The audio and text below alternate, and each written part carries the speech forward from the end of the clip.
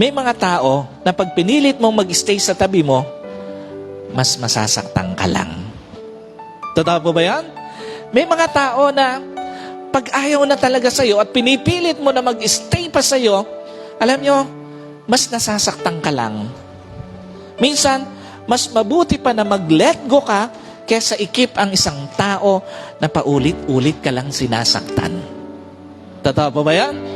Mas mabuti pa na mag-let go ka na lang kesa paulit-ulit kang sinasaktan ng isang tao. Minsan, mas mabuti pa na mag-let go ang isang tao o i-let go ang isang tao kesa paulit-ulit ka lang binabaliwala at iniiwan.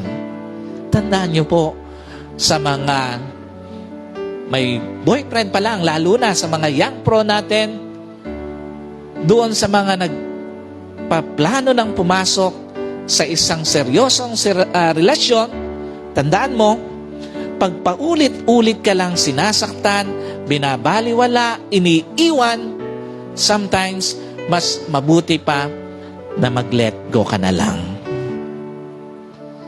So, bakit kailangang mag-let go na lang? Kasi nga, bawat pananakit na paulit-ulit, palalim ng palalim yung sugat na dala nito. Bawat pagbaliwala na paulit-ulit, palalim ng palalim ang sugat na dala nito. Bawat pag-iwan na paulit-ulit, palalim ng palalim ang sugat na dala nito. Ikalawa, may mga tao, pag pinilit mong mag-stay sa tabi mo, mas masisira ka lang. Alam niyo po, sino naniniwala, napakaraming pwedeng sirain sa'yo ng isang taong pinipilit mong mag-stay sa tabi mo, pero ayaw talaga eh. Sisirain nito yung focus mo sa buhay, sisirain nito yung pag-asa mo sa buhay, sisirain nito yung mga plano mo sa buhay. Sometimes, masakit tanggapin, pero iyon yung reality. Pag pipilitin mo mag-stay sa'yo ang isang tao na ayaw na talagang mag-stay, sisirain lang nito yung focus mo sa buhay. Sisirain lang nito yung mga plano mo sa buhay. Sisirain lang nito yung pag-asa mo sa buhay. Kasi nga, mas madali kang ma-out of focus pag lagi ka o paulit-ulit kang iniiwan. Mas madali kang maubusan ng pag-asa pag palagi ka na lang iniiwan. At mas madaling masira mga plano mo pag paulit-ulit ka na lang nasasaktan. Sino po rito ayaw niyang maranasan yung paulit-ulit na nasasaktan sa isang relasyon? Gusto niya paulit-ulit na lang? Alam niyo po, again, yung reality sa isang relasyon, pwedeng magtagumpay at pwede rin naman talagang mabigo eh. Ang importante, malinaw sa iyo na hindi mo mapipilit ang isang tao na mahalin ka. Hindi mo mapipilit ang isang tao na maging tapat sa iyo. Hindi mo mapipilit ang isang tao na mag-stay sa tabi mo for life. Yung akala mo na kayo na, isang araw magugulat ka, sila na. Hindi na kayo. Yung pangarap mo na sana hindi ka masaktan, pero ngayon, yung paborito mong kanta, uhaw.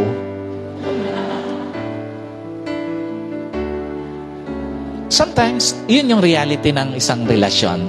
Tandaan niyo po, walang relasyon na nagsimula hanggang dulo nakarating. May mga relasyon na kahit gaano mo ipilit na mahalin, pag hindi ka na minamahal, hindi na rin magwo-work.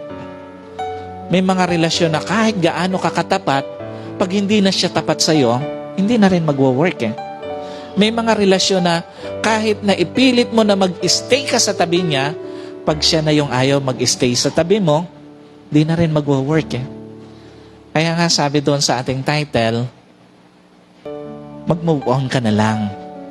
So now, the question is, paano nga ba mag-move on sa isang bigong relasyon? Alam niyo po, unang-una, tanggapin mo na lang. May mga taong dumating sa buhay mo para dumaan lang. Totoo mo ba yan? May mga tao darating sa buhay natin, akala natin for good na, akala natin for life na, pero dadaan lang pala. Meron naman talagang tao na pinayagan ng Diyos na dumating sa buhay mo para mahalin ka, pero sandali lang. Totoo ba yan? May mga tao naman na minahal ka naman pero sandali lang. At sino po naniniwala? Meron naman talagang tao na pinayagan ng Diyos na dumating sa buhay mo para sa isang relasyon, pero para sandali lang. At sino po naniniwala? Meron naman talagang tao na pinayagan ng Diyos na maging part ng buhay mo, pero sandali lang. What does it mean? Una, may mga taong ang purpose sa buhay mo, temporal lang. Sa ayaw at sa gusto mo, may magmamahal sa'yo, pero temporal lang. Sa ayaw at sa gusto mo, may makakasama ka, pero temporal lang. At sa ayaw at sa gusto mo, may magiging tapat sa'yo, pero temporal lang. Yun yung reality, o isa sa mga reality ng buhay. May mga tao talaga na minahal ka naman, pero saglit lang pala yon. May mga tao na naging tapat naman, pero saglit lang din yon. At may mga tao na nakasama ka naman, pero sandali lang pala. Alam niyo po, yun yung madalas na hindi matanggap ng marami. Yung temporal na pagmamahal, temporal na katapatan, temporal na pag-stay sa piling mo, lalo na't napamahal na sa iyo ang isang tao. Totoo ba yan? Minsan, parang ang hirap tanggapin para sa atin na temporal lang nating nakakasama o makakasama ang isang tao na sobra nang napamahal sa atin. Sometimes, ang hirap tanggapin para sa atin na temporal lang yung katapatan o naging katapatan ng isang tao, lalo na naging tapat ka naman sa kanya. At minsan, hirap na hirap tayong tanggapin na wala na sa tabi natin ang isang tao na ang pangarap sana natin for life na makasama natin. But again, yun yung reality ng buhay na may mga taong pinayagan ng Diyos na dumating sa buhay mo, pero dadaan lang pala. Another thing, may mga taong ang purpose naman sa buhay mo ay for life na relasyon. Hindi naman pala lahat pang-temporal. Meron naman palang mga tao na hinayaan ng Diyos na dumating sa buhay mo for life na. Alam niyo po, sino naniniwala kung may mga taong dadaan lang sa buhay mo, meron namang for life, mamahalin ka. Naniniwala po kayo doon? Kung merong mga tao na dumaan lang at hinayaan ng Diyos, dumaan lang sa buhay mo. Sino po rito? Aminado, maraming mga tao dumaan lang sa buhay mo.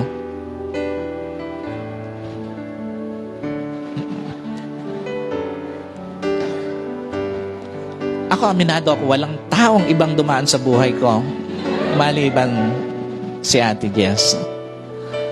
Alam niyo po, yun yung realidad ng buhay. Kung may mga temporal na taong dumating sa buhay mo, may mga tao na dadali ng Diyos na for life mamahalin ka. May mga taong dadali ng Diyos sa buhay mo, for life magiging tapat na sa'yo. At may mga tao na dadalhin sa buhay mo, for life mag-i-stay na sa buhay mo. So, ibig sabihin, kung merong mga pansamantalang minahal ka, merong darating na for life mamahalin ka. Kung merong mga pansamantala na naging tapat sa'yo, merong darating na for life magiging tapat na sa'yo. At kung merong mga dumating na pansamantalang nag-stay lang sa buhay mo, merong darating na for life mag-i-stay na sa tabi mo.